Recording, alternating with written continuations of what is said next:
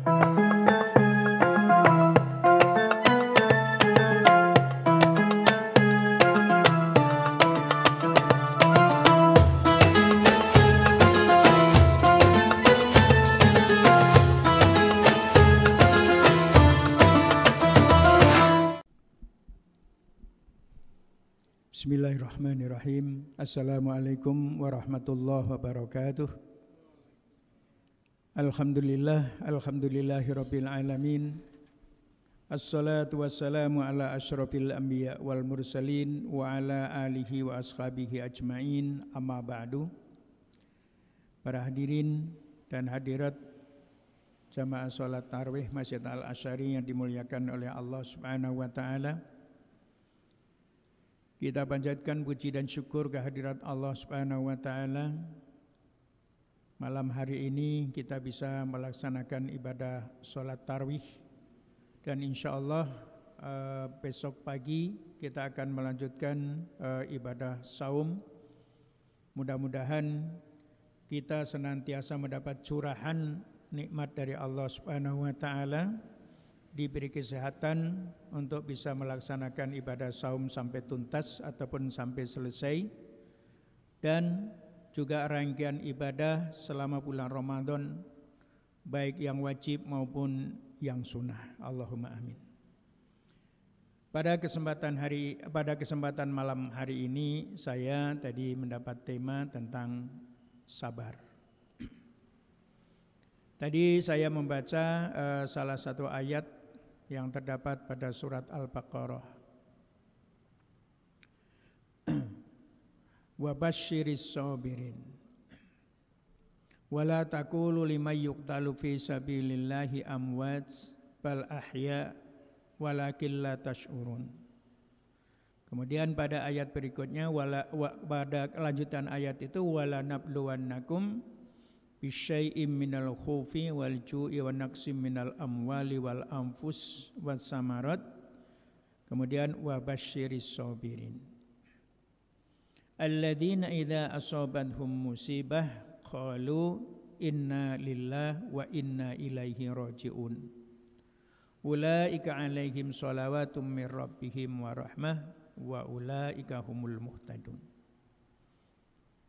Kata sabar ini di dalam ayat Al-Quran sebagaimana diungkapkan oleh para ahli tafsir mengandung 3 makna.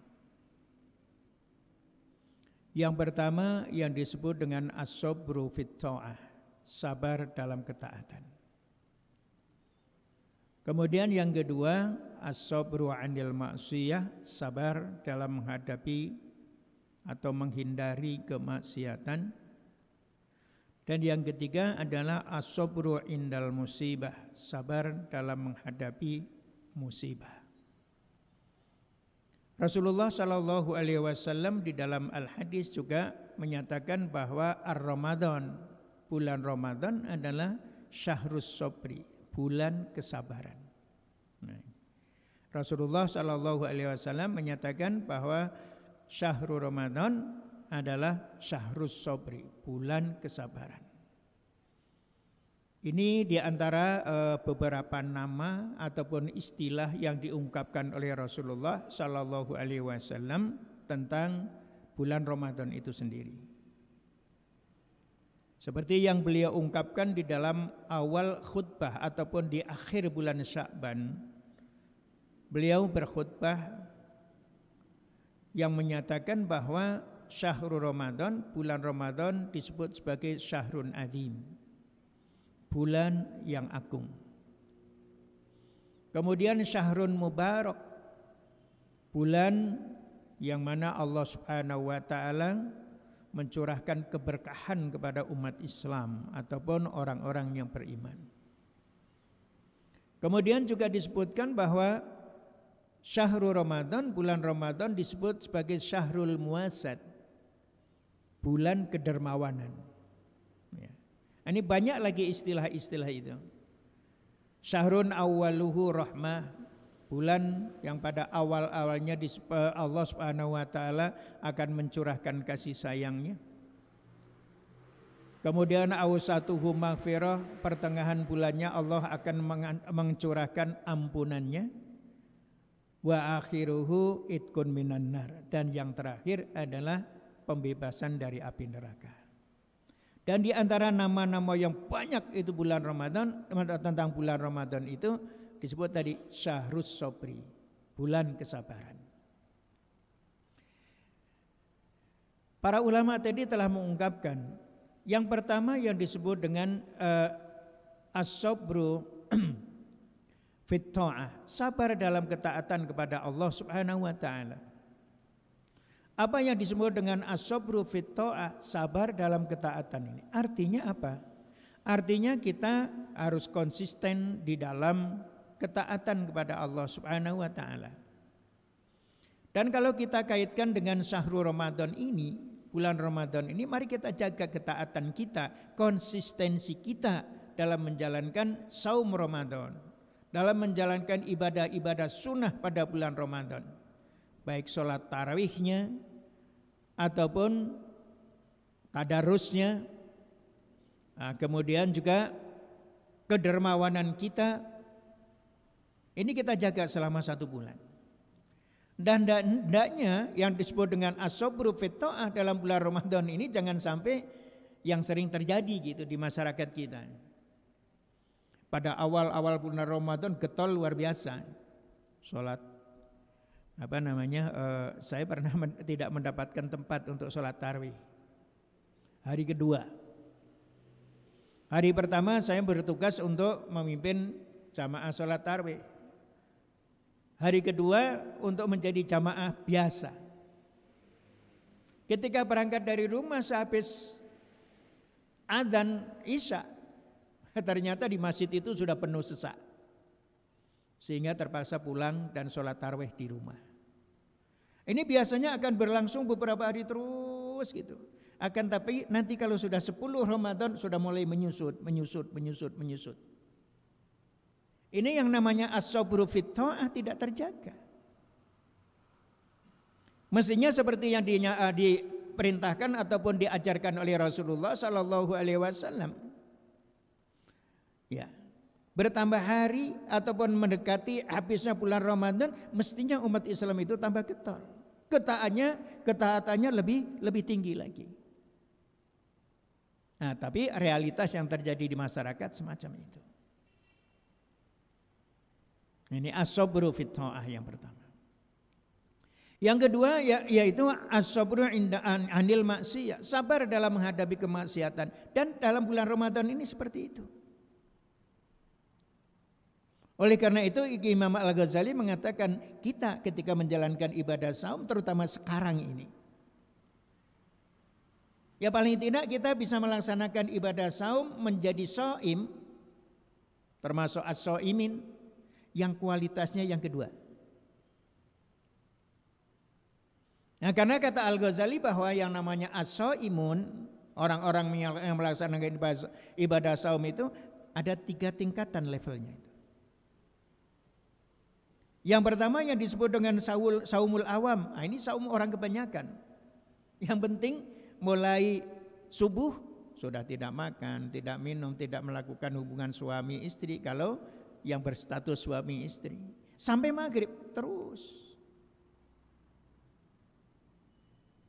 Bagaimana saum orang yang seperti itu? Secara fikih sah.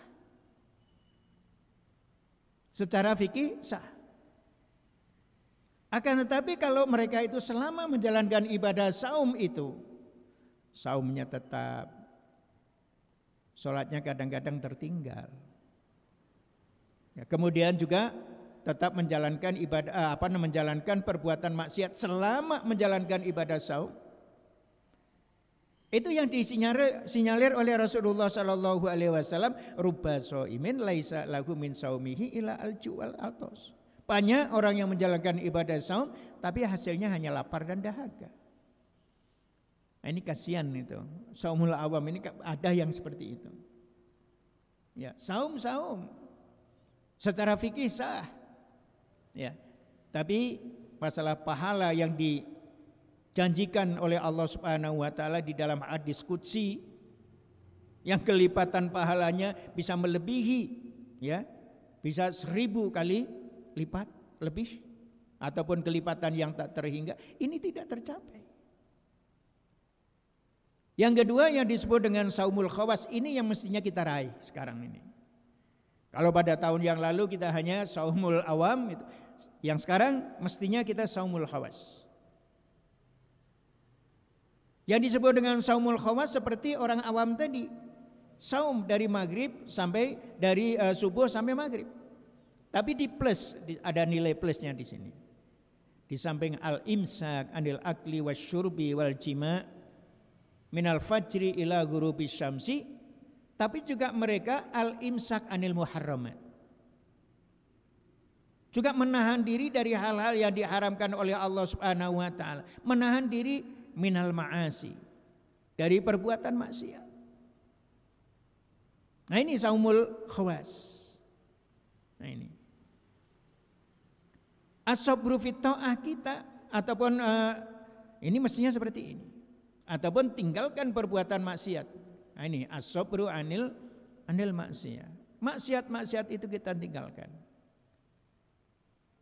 Oleh karena itu Rasulullah Shallallahu Alaihi Wasallam menyatakan di dalam sebuah hadisnya, untuk apa?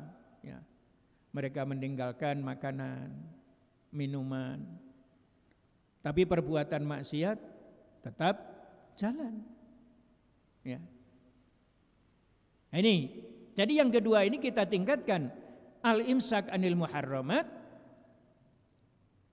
ya, menahan diri dari perbuatan-perbuatan yang diharamkan oleh Allah Subhanahu wa taala, apalagi yang termasuk dengan al-kabair, dosa-dosa besar. As-saghair pun harus kita hindari selama kita menjalankan ibadah saum ini, supaya kualitas saum kita ini meningkat menjadi level yang kedua.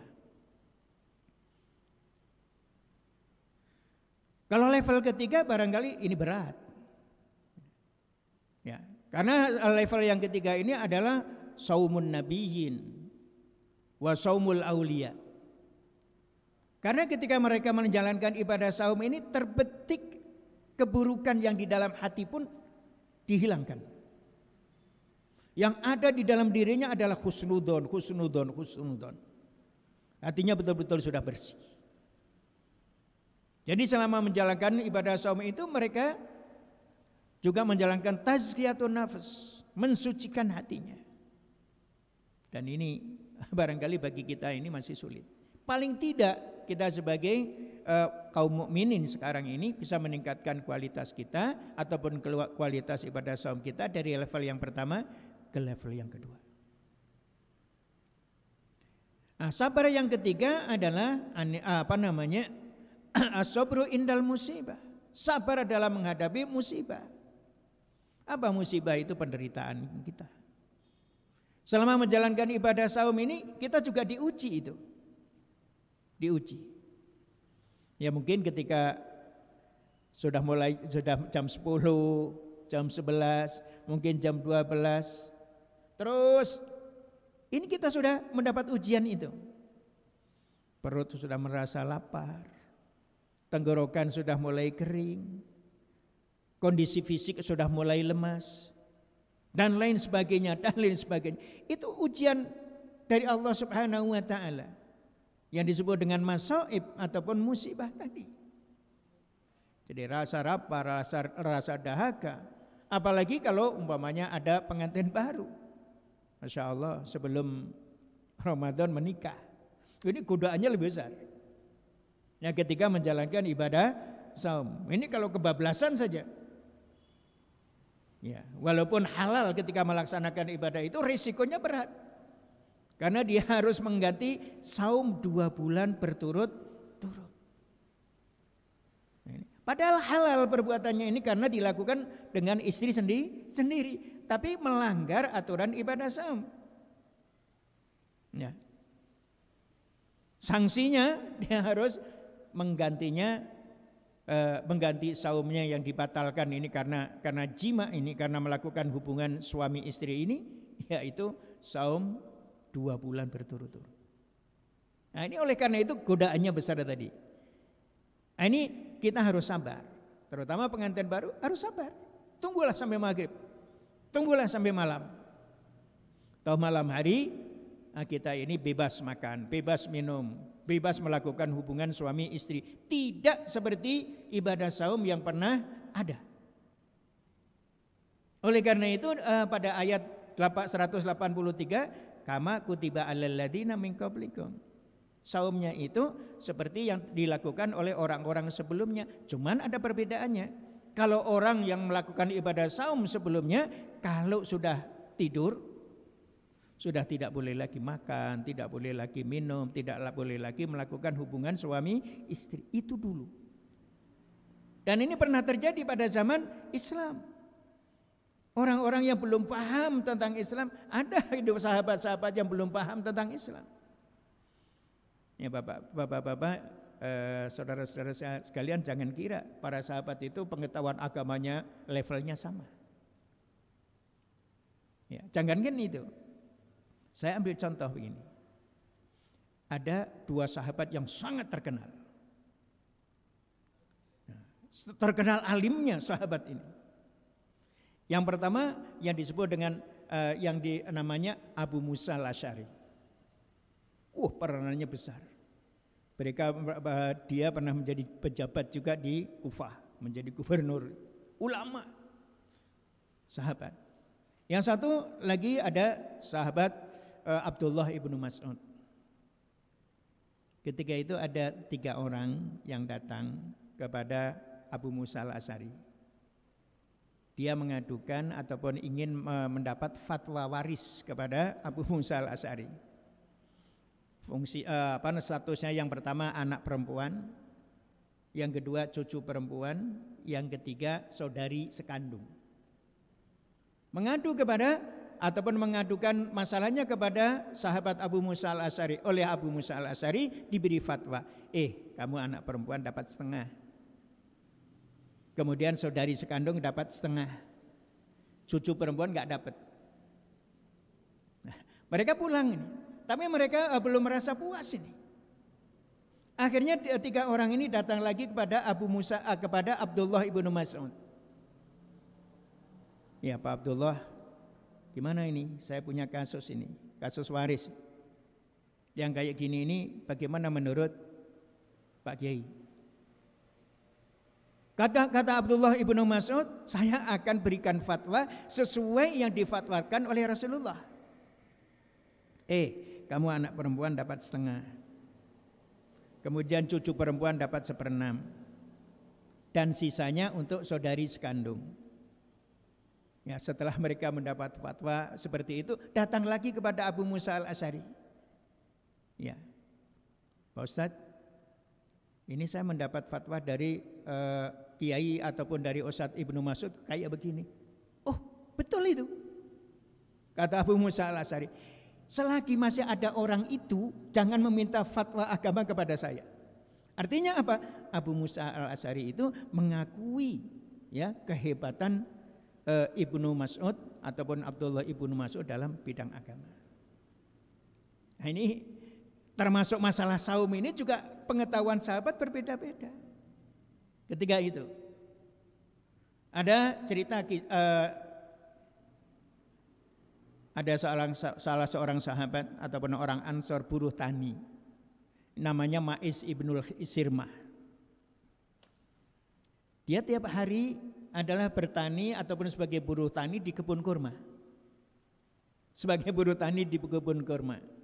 Pada suatu saat dia tuh pulang sudah sore hari, menjelang maghrib. Ketika datang ke rumah itu, ternyata dia tanya pada istrinya, ada enggak minuman ataupun makanan untuk berbuka puasa?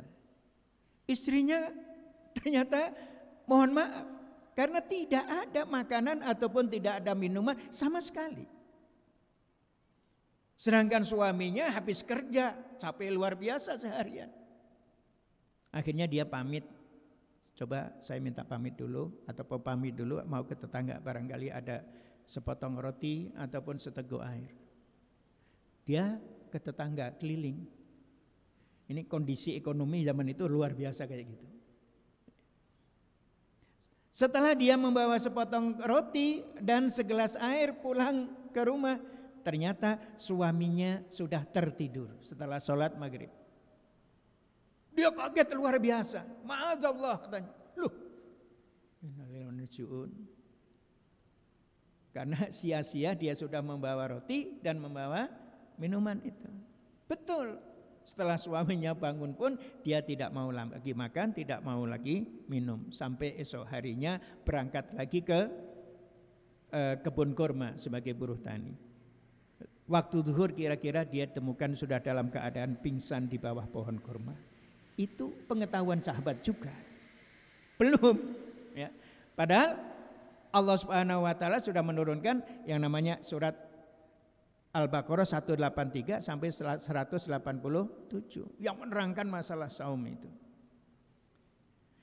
Nah, ini tadi mudah-mudahan kita sekalian ini selama menjalankan ibadah saum tadi kita bisa memenuhi 3 kesabaran ini. As-sabru fit ta'ah, sabar dalam ketaatan, sabar anil maksiyah ketika menghadapi kemaksiatan. Jangan sampai ketika kita sedang menjalankan ibadah saum itu kita berupaya keras untuk menghindari kemaksiatan ataupun hal-hal yang dilarang oleh Allah Subhanahu wa taala. Dan yang ketiga, mudah-mudahan ya kita tetap tabah, sabar ya dalam menghadapi penderitaan selama kita menjalankan ibadah saum, sementara di sisi lain kita masih menghadapi pandemi Covid-19. Mudah-mudahan kita tetap diberi kesabaran oleh Allah Subhanahu wa taala. Sekian saja, mudah-mudahan bermanfaat. Assalamualaikum warahmatullahi wabarakatuh.